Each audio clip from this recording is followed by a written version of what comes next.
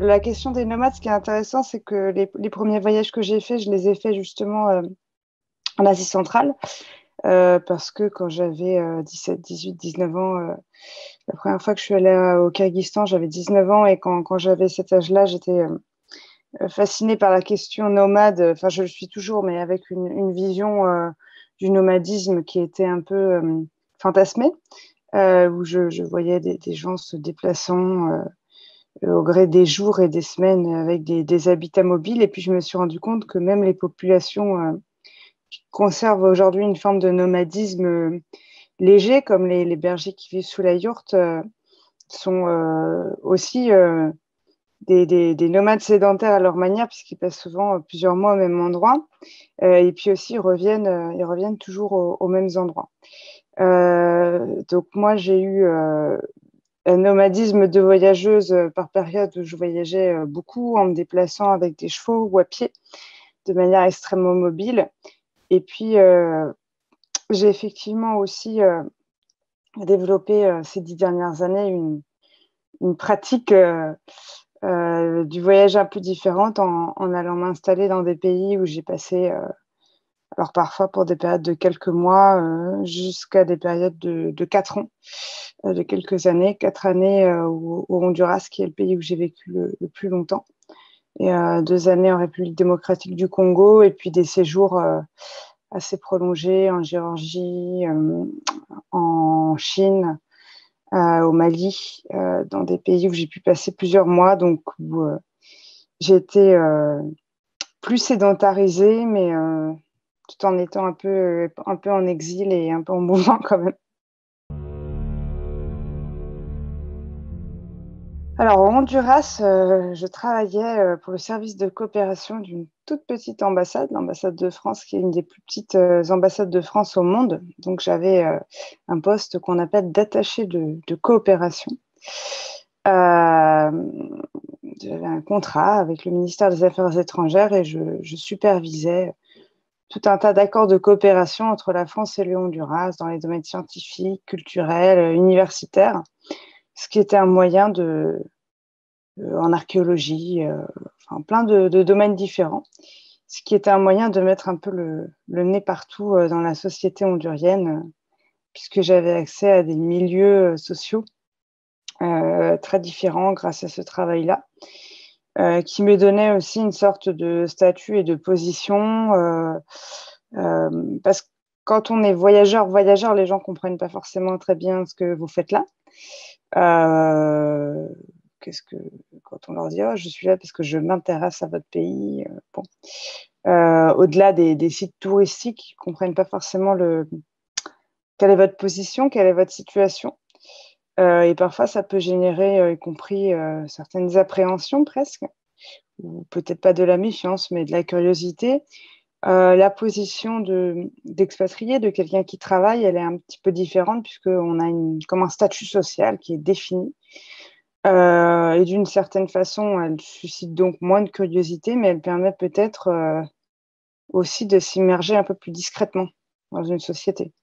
Les gens savent pourquoi vous êtes là, vous avez un alibi, entre guillemets, qui est le travail. Euh, et voilà, et donc c'est plus facile peut-être de se fondre dans la société, d'une part quand on y reste longtemps, évidemment, qu'on maîtrise très bien la langue, et surtout la langue, les usages, les pratiques, les plaisanteries, les manières de s'asseoir, de manger, de sociabiliser, etc. Et quand on a cet alibi qui est le travail, donc c'est une autre façon de voyager que je trouve très intéressante aussi.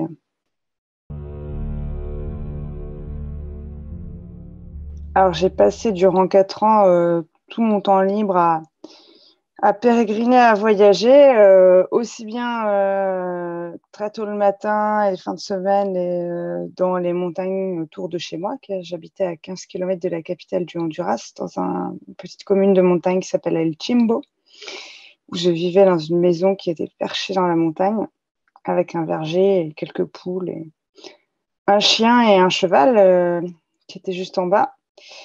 Et donc, mon exploration de l'Amérique centrale, elle a commencé d'abord dans ces montagnes autour, que j'ai vraiment écumé, pour ainsi dire, à pied. Donc, je connaissais les moindres sentiers pour le périmètre qui était proche de chez moi. Et puis, plus je m'éloignais, plus j'avais des repères vagues en termes de telle montagne, tel sommet, etc. On est dans un pays très, très montagneux, au Honduras. Et après, dès que j'avais plus qu'un jour ou deux, je prenais ma voiture euh, et je partais en vadrouille. Au Honduras, il m'est arrivé de retourner beaucoup aux mêmes endroits parce que ça me permettait aussi d'approfondir les relations avec les gens, de faire des périples parfois un peu plus engagés dans des régions notamment de forêt primaire, dans une zone qui s'appelle la Mosquitia, en pirogue, etc. Donc là, c'était une autre logistique. Et puis j'ai aussi beaucoup voyagé dans la sous-région, dans les pays qui étaient accessibles sans prendre l'avion, le Nicaragua, le Salvador, le Guatemala principalement. Et j'aimais beaucoup le fait de partir de chez moi et de revenir chez moi, voilà, sans avoir pris un avion avec les valises dans la voiture, le chien, et une pile de livres.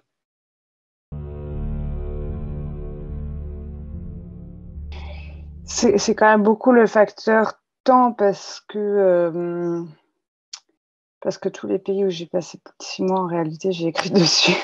Donc ça, c'est quand même un paramètre. Je pense j'ai pas mal voyagé dans d'autres pays où j'ai passé moins de temps, où séjourné moins longtemps.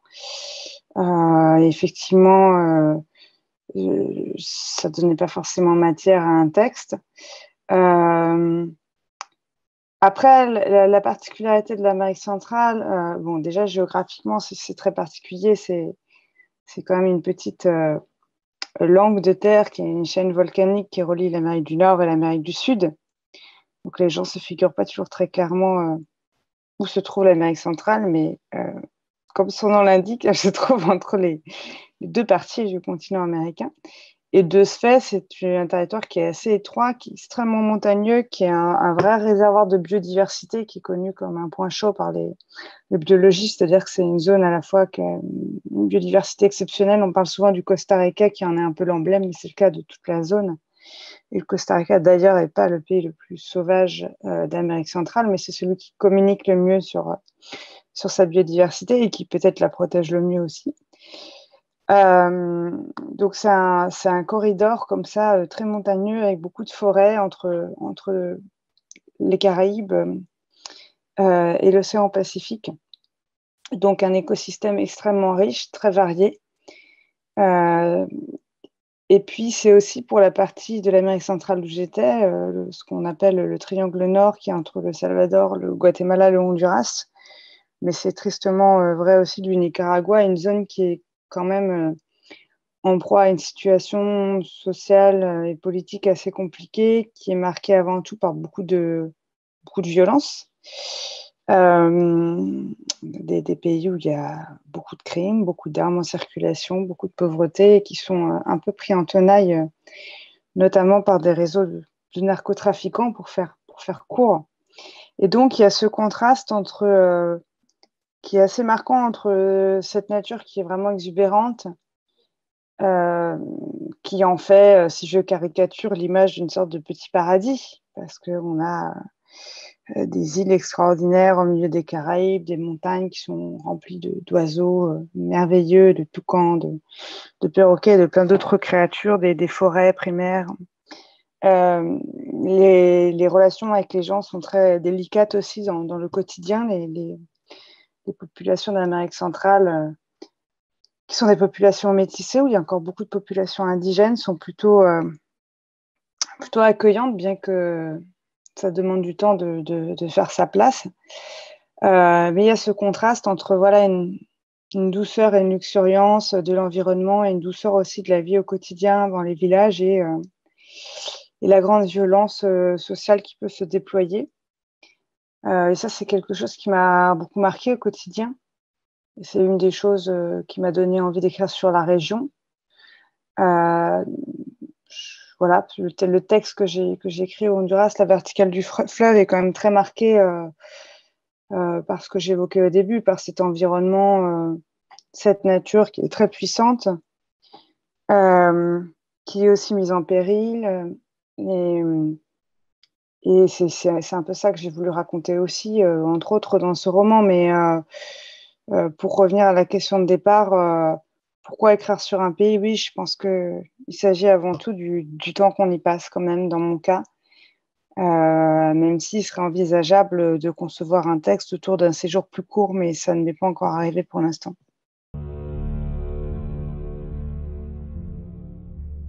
C'est un genre que je n'avais pas forcément choisi au départ. Il s'est trouvé que j'ai voyagé, j'ai eu envie de le raconter. Ça s'est transformé en récits qui ont été publiés. Donc, j'ai envie de dire, j'ai commencé à écrire des récits de voyage presque malgré moi, même si j'ai pris un grand plaisir.